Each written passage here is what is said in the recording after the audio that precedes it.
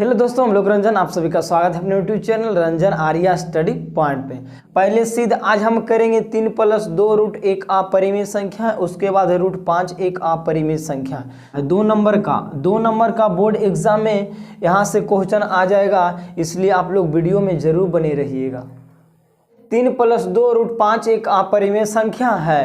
इसमें कह रहा है सिद्ध करें, हमें सिद्ध करें कि 3 + 2 रूट 5 एक अपरिमेय संख्या है। देखिए पहले हम लोग मान लेंगे कि 3 + 2 रूट 5 एक परिमेय संख्या है। कुछ समय के लिए मान लेंगे। मान लीजिए चोर कोई है, ठीक, वो चोर है, वो तो चोर है ही, लेकिन हमें साबित करने के लिए कह रहा है कि वो चोर है या नहीं।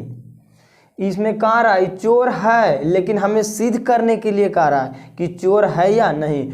कुछ देर के लिए हम मान लेंगे कि ये चोर नहीं है, ये चोर नहीं है। उसके बाद हम लोग साबित करेंगे कि लिखेंगे माना कि 3 + 2 रूट 5 एक परिमेय संख्या है।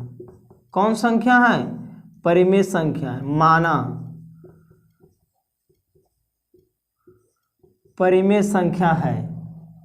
हम मान लेंगे कि 3 + 2 रूट 5 एक परिमेय संख्या है। और परिमेय संख्या आपको पता होगा, परिमेय संख्या को हम P/Q के रूप में लिखते हैं। कौन रूप में? P/Q के रूप में लिखते हैं। जैसे 3, 4, 6, तो इसके नीचे ना एक कुछ है तो एक, इसको P/Q के हम रूप में लिख सकते हैं। ठीक, परिमेय संख्या जहाँ Q not equal to 0, Q जो 0 के बराबर नहीं होना चाहिए। जैसे देखिए ऊपर 4 है, नीचे 0 है, तो ये तो इन्फिनेटिव हो जाएगा। 2 रूट 5 बराबर P/Q लिखिक, जहाँ Q not equal to 0, Q का मान 0 के बराबर नहीं होना चाहिए। ध्यान दीजिएगा, यहाँ है 3 + 2 रूट 5 बराबर P/Q। ई Na प्लस में है, 3 Na प्लस में है, उसको ओने चला देंगे तो हो जाएगा 2 रूट 5 बराबर P/Q -3।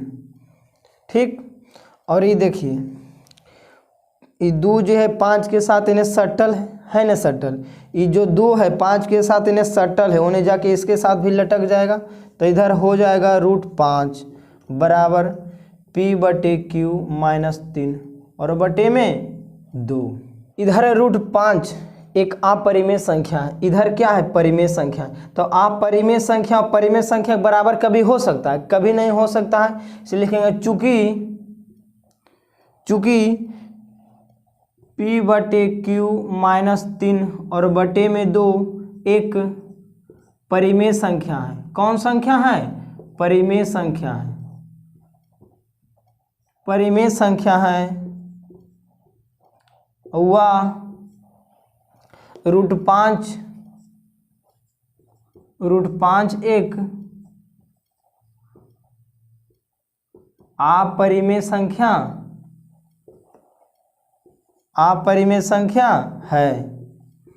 तो परिमेय संख्या अपरिमेय संख्या के बराबर हो सकता है, इसलिए हमारा मानना गलत होगा। इसलिए लिखेंगे, इसलिए हमारा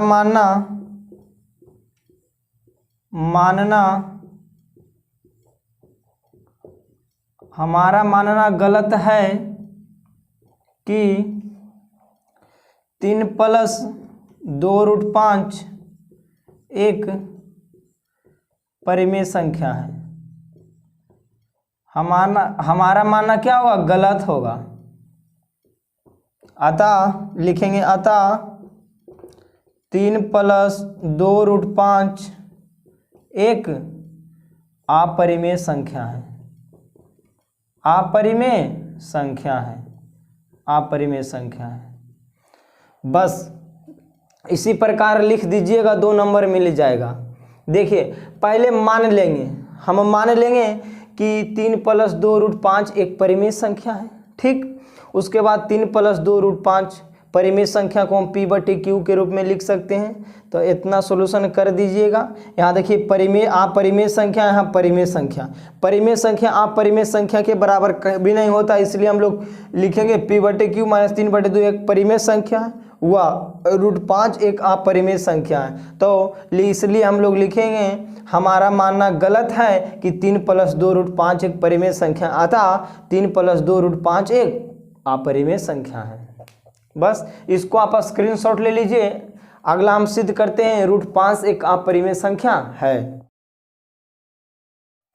देखिए अगला सिद्ध करना है √5 एक अपरिमेय संख्या है। ये तो अपरिमेय संख्या है, लेकिन हमें सिद्ध करना है कि √5 एक अपरिमेय संख्या है। ध्यान दीजिएगा, इधर हम लोग सिद्ध करेंगे। देखिए फिर उसी प्रकार हम मान लेंगे, लिखेंगे माना कि √5 एक परिमेय संख्या है। √5 एक परिमेय संख्या है। तो आप लोग जानबे करते हैं परिमेय संख्या p/q के रूप में होता है।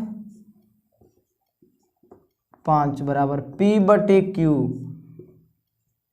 ध्यान दीजिएगा, जहां p और q सअभाज्य संख्या है, सअभाज्य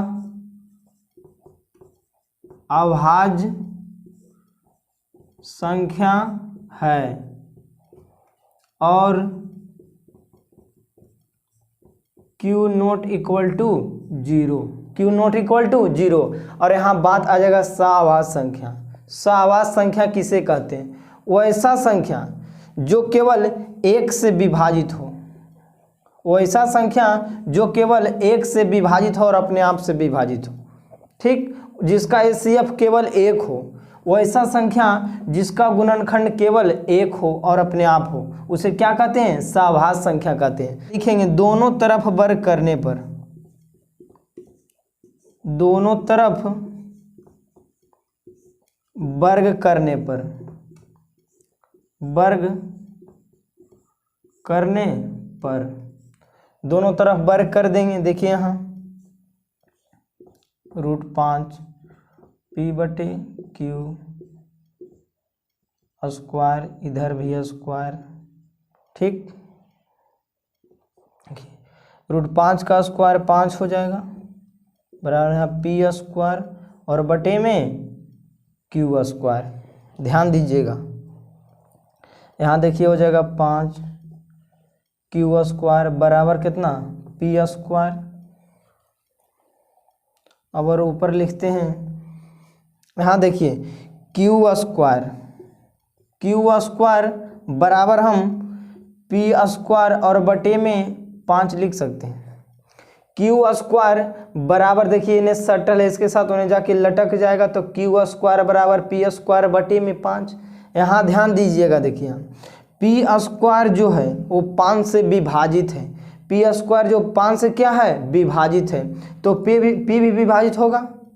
अगर p स्क्वायर 5 से विभाजित है तो p भी होगा। देखिए 5 का स्क्वायर करते हैं कितना? 25, तो 25/5।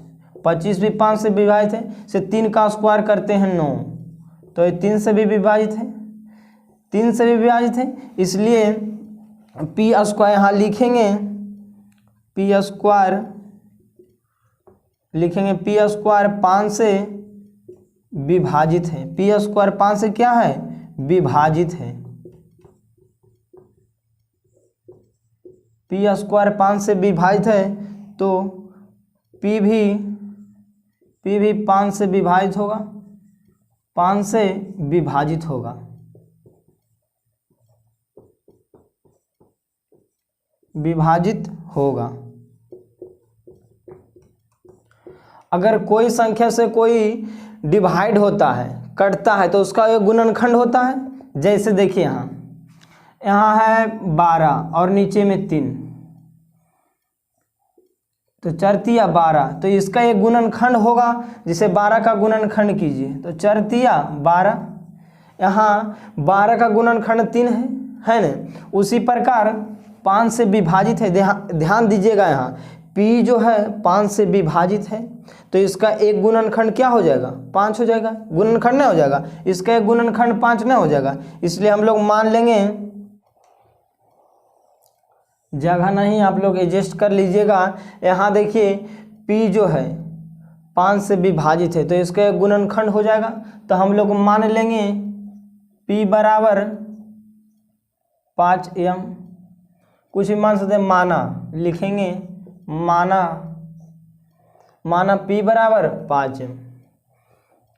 और फिर हम दोनों तरफ वर्ग करेंगे, दोनों तरफ वर्ग करने पर, दोनों तरफ वर्ग करेंगे, दोनों तरफ वर्ग करने पर दोनों तरफ वर्ग करेंगे, यहाँ हो जाएगा P स्क्वायर और बटे में 5 का स्क्वायर 25m स्क्वायर। ध्यान दीजिएगा P स्क्वायर बराबर, यहाँ देखिए यहाँ P स्क्वायर बराबर कितना है, P स्क्वायर का मान यहाँ कितना है, इसको समीकरण 1 मानते हैं। P स्क्वायर का मान यहाँ कितना है, 5q स्क्वायर। यहाँ देखिए P स्क्वायर का मान है 5q स्क्वायर, तो यहाँ रख देंगे 5q स्क्वायर बराबर 25m स्क्वायर। ये देखिए इन्हें सटल होने जाके लटकेगा, तो q स्क्वायर बराबर हो जाएगा 25/5m स्क्वायर। तो कटेगा कितना बार में, 5 बार में, तो q स्क्वायर बराबर हो जाएगा 5m स्क्वायर।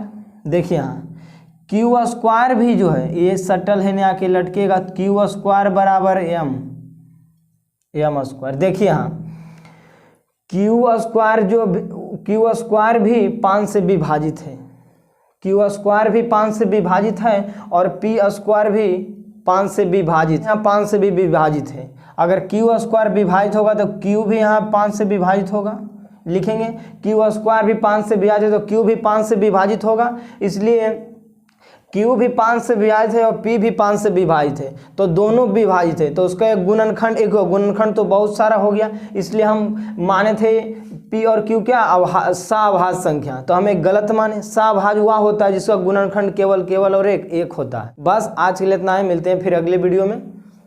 अगर आप लोग इस चैनल पर नहीं तो चैनल को सब्सक्राइब जरूर कर लीजिएगा।